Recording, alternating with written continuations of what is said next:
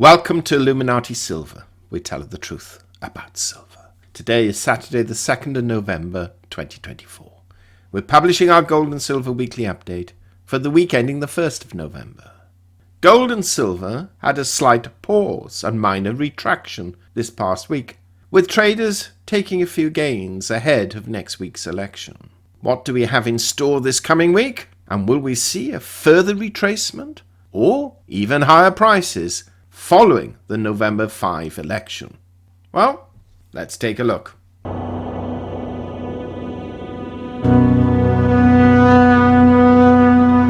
Now first, just a quick reminder, we've set up a second channel entitled Finances Do Matter, covering a whole array of financial topics. We've placed a link in the description box and comment section below for those who have not yet joined the channel.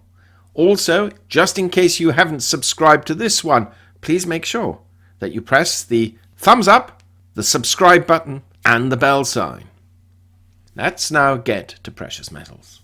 Gold fell $12 last week, falling from $2,749 to $2,737, having hit a high of $2,792 and a low of $2,725, a fall of 0.5%. Please note, both its high and low were higher than the previous week's figures. Gold spread between high and low was $67.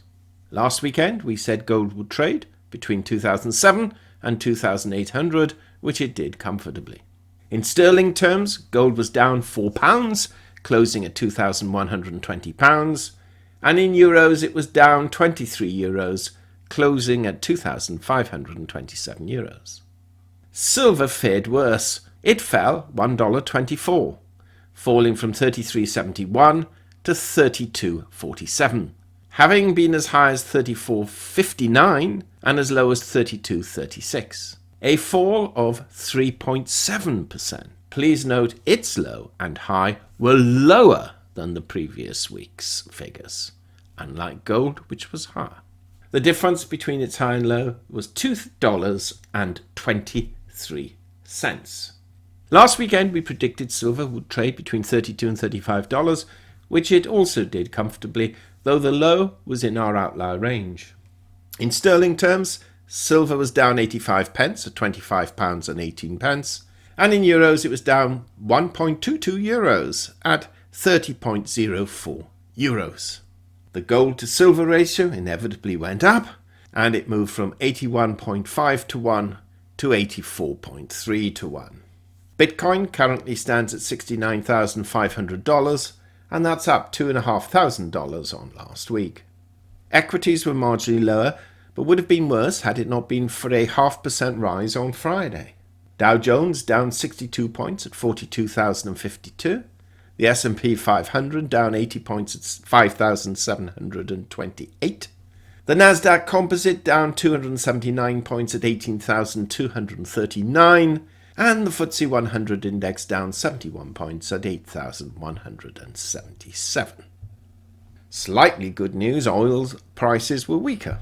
Brent crude down $2.95 at 73.10, and WTI crude down $2.29 at $69.49, both more or less reversing the previous week's gains. The dollar index stands at 104.28. That's up just 0.03 on the week. Last week we stated that there was going to be a fair amount of US economic data being published, especially PCE inflation and the non-farm payrolls. Well, consumer confidence for October was published on Tuesday, and it was 8 points higher than anticipated. The ADP employment report providing figures twice as much as expected, and the PCE inflation figures came in at 2.1% year over year and 2.7% for the year over year core figures. This latter figure was marginally disappointing. Personal spending was also up at 0.5% for September compared with 0.3% in August. The main disappointment, though, were the non-farm payrolls, which came in at just 12,000 new jobs compared with expectations of 110,000, and previous months also being corrected lower. Particularly disappointing, bearing in mind the positive ADP employment report. Now, looking ahead to this coming week, the November the 5th election will dominate the media headlines for sure. After that, we have the FOMC decision on interest rates on Thursday, which is virtually guaranteed to lower the Fed funds rate by 0.25% or 25 basis points. But the attention will be on the prospect of another cut in December, and we will have to listen to the Fed Chair Jerome Powell's statement on that matter. We suspect there won't be a cut in December as inflation is hovering at the current level, and a further fall needs to be seen before they make such a move.